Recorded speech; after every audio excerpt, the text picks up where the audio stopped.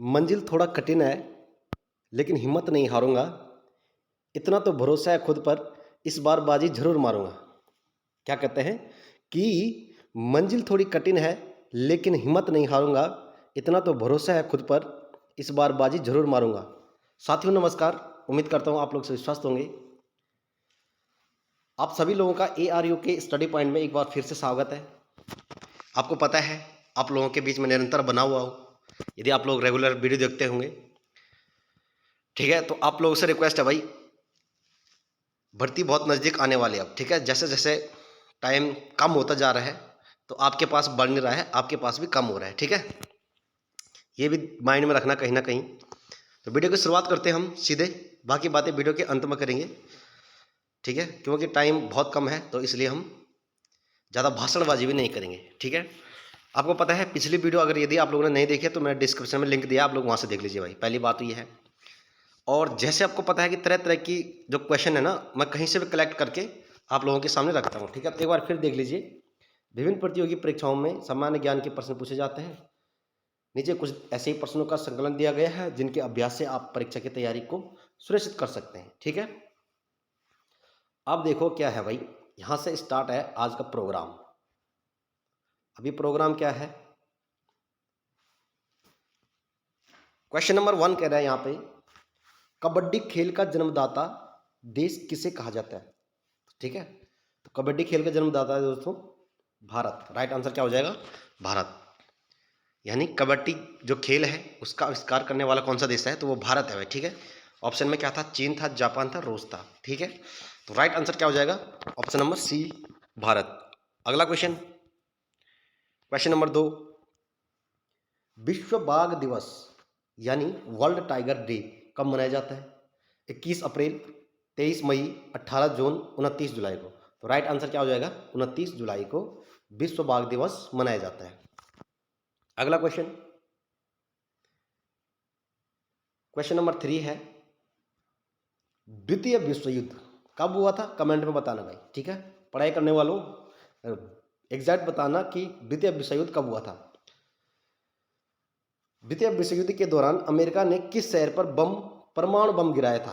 परमाणु बम गिराया था। तो राइट आंसर हो जाएगा ए है, इसमें ऑप्शन देख लीजिए, नागासाकी, बी हिरोशिमा, सी है ए और बी दोनों, डी है होन्सू।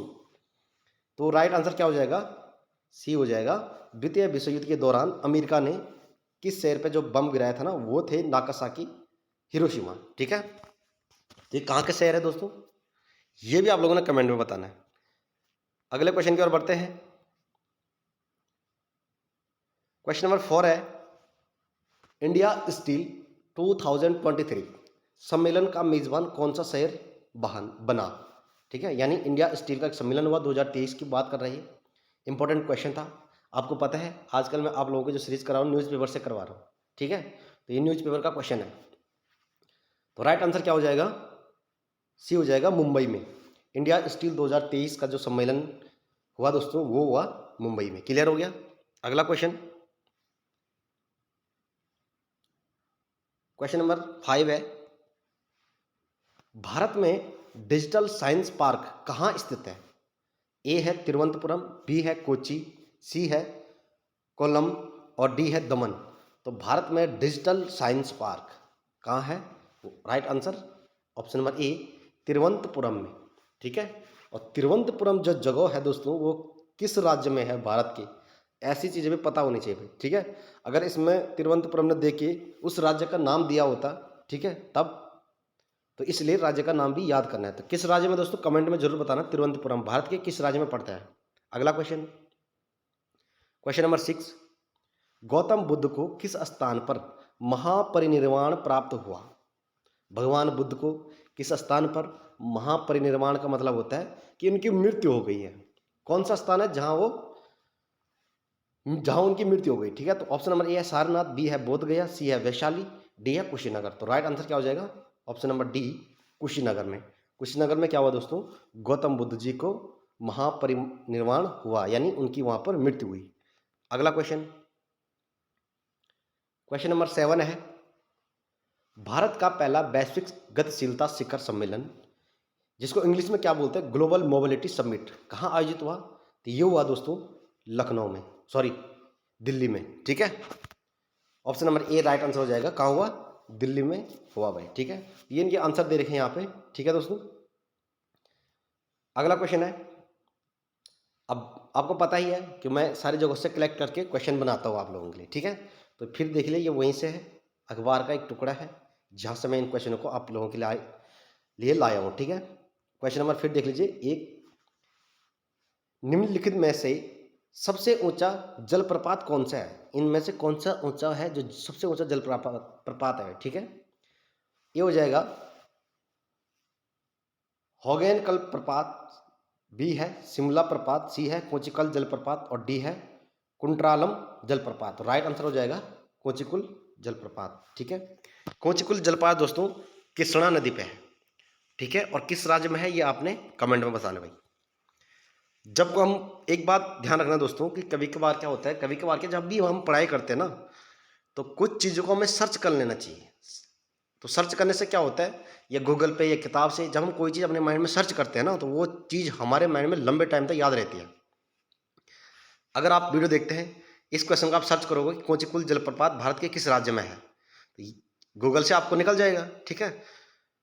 तो आपके माइंड में कभी नहीं भूलोगे कि कर्नाटक राज्य में कोचिकुल जलप्रपात है, ये कभी नहीं भूल पाओगे आप, ठीक है। अगला क्वेश्चन है, क्वेश्चन नंबर 2, निम्न में से किस देश में उच्च मूल्य वर्ग के भारतीय नोटों के उपयोग पर प्रतिबंध लगा दिया गया है? मैं बार बार कहता हूँ, क्वेश्चनों को समझना है भाई, रटना नहीं है।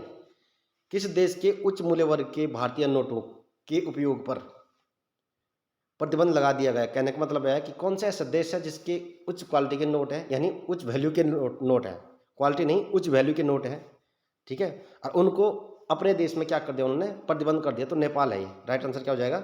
नेपाल। यानी भारत के जो बड़े नोट है ना, 2000 का नोट हो गया, अगर इससे ऊपर भी नोट बनता है तो नेपाल उन्होंने प्रतिबंध लगा दिया भाई इन नोटों पर कि जो नोट है यहाँ नहीं चलेंगे। अगला question, question number 3, Rowlatt Act किस वर्ष पारित हुआ? तो ये हुआ 1919 में, ठीक है। ऑप्शन नंबर ए था 51 में, बी था 1819, सी था 1819 में, डी था 1958 में। लेकिन राइट आंसर रोलेट एक्ट, काला कानून भी इसको कहा जाता है, ठीक है। क्या बोलते हैं रोलेट एक्ट को? काला कानून। तो कब हुआ? 1919 को, ठीक है। अगला क्वेश्चन, क्वेश्चन नंबर 4, अंग्रेजों ने फूट डालो और शासन करो नीति कब अपनाई भाई? ठीक है, अंग्रेजों की नीति है ये। आपने देखो होगा, आप लोग कई बार उदाहरण में बोलते हैं कि यार तू तो ऐसा व्यवहार कर रहा कि फूट डालो और शासन करो, ठीक है। तो ऐसा काम मत करना भाई, किसी के ऊपर फूट मत डालना और शासन मत करना, ठीक है। ऑप्शन नंबर ए है 1877, बी है 1833, सी है 1858 और डी है 1799। तो अंग्रेजों ने जो फूट डालो शासन करो की नीति अपनाई थी, वो अपनाई थी कब? 1858 में, ठीक है। और 1857 में क्या हुआ था, ये कमेंट में बताना। एक साल बाद क्या हुआ था, अंग्रेजों ने फूट डालो और शासन करो की नीति अपनाई थी कब? 1858 में। और 1857 में क्या हुआ था, ये कमेंट में बताना।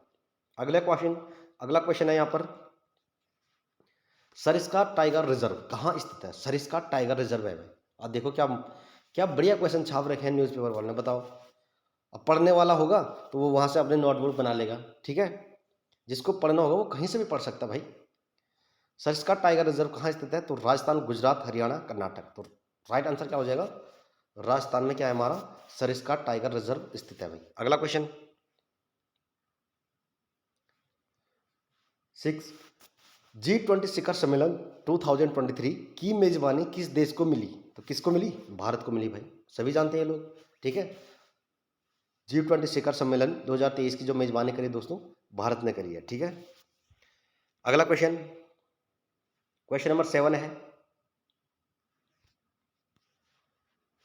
किस संस्था द्वारा वैश्विक खाद्य नीति रिपोर्ट 2023 प्रकाशित की गई? कभी कभार क्या होता है दोस्तों कि ऑप्शन से ही हमारा क्वेश्चन बन जाता है, थोड़ा दिमाग लगाने वाली बात होती है। एग्जाम में तो हर विद्यार्थी होपलेस होते हैं, ठीक है, लेकिन वहाँ पर थोड़ा जिसने दिमाग को कंट्रोल कर दिया वो सेलेक्ट हो जाता है भाई। मेन खेल है दिमाग का, ठीक है। तो किस संस्था द्वारा वैश्विक खाद्य नीति रिपोर्ट 2023 प्रकाशित की गई? अब इसमें ऑप्शन देख लीजिए, ए है UN, AFO, विश्व बैंक, US, FDA, अंतर्राष्ट्रीय खाद्य नीति अनुसंधान संस्थान। तो राइट आंसर क्या हो जाएगा? डी। यानी अब देखो इसमें क्या था, किस संस्था द्वारा वैश्विक खाद्य नीति रिपोर्ट, खाद्य नीति रिपोर्ट कौन जारी करेगा भाई? अब इसमें देखो ऑप्शन, अंतर्राष्ट्रीय खाद्य नीति अनुसंधान संस्थान। ठीक है, तो कभी कभार मैं कहने का मतलब ये है कि ऑप्शन से भी हमारा आंसर बन सकता है। बढ़ते अगले क्वेश्चन की ओर।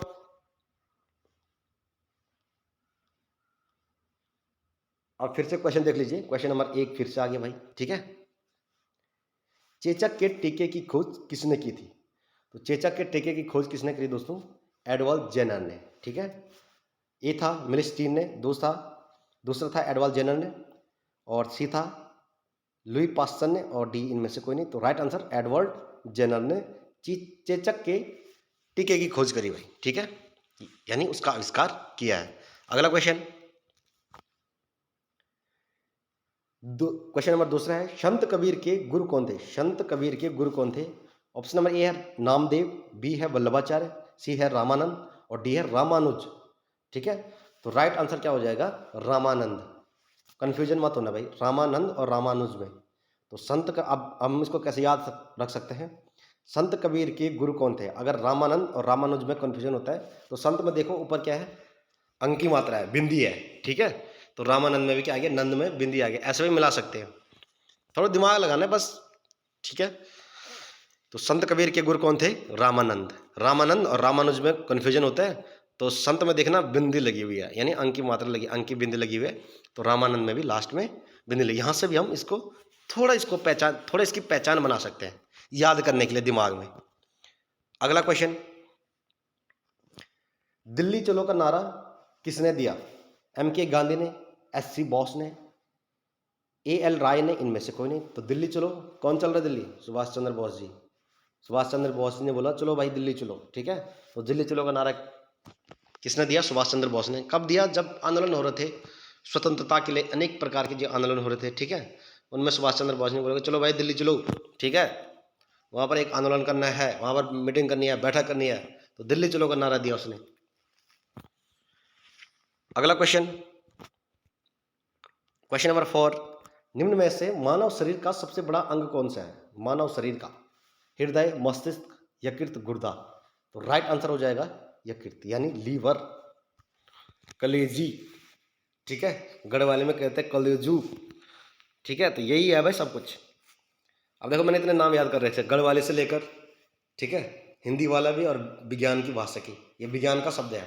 ठीक है, निम्न में से मानव शरीर का सबसे बड़ा अंग कौन सा? तो यकृत।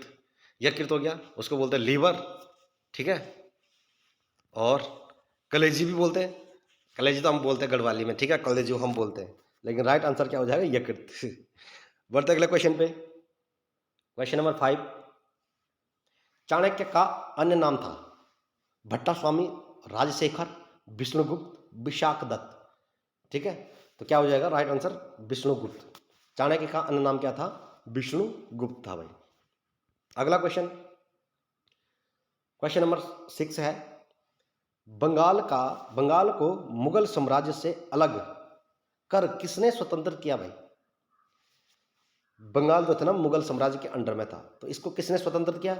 मुर्शिद कुली खान ने। ठीक है, तो राइट आंसर क्या हो जाएगा? मुर्शिद कुली खान ने बंगाल को स्वतंत्र किया भाई। ठीक है, अगला क्वेश्चन, क्वेश्चन नंबर 7, और आज की वीडियो का अंतिम क्वेश्चन होगा। ठीक है दोस्तों, भारत के पहले राष्ट्रपति कौन थे? तो ये एकदम सिंपल सा है, ये है जी। ठीक है, डॉक्टर एस राधाकृष्णन। तो ये थे दोस्तों आज की वीडियो के क्वेश्चन। मैं हर बार बोलता हूँ कि नोट्स बनाओ, नोट्स बनाओ, नोट्स बनाओ। एक बात ध्यान रखना दोस्तों कि जब भी आप कभी पढ़ाई करते हैं, नोट्स बनाने के आपको 2 फायदे होते हैं जो कोई नहीं बताने वाला। फायदा क्या होता है?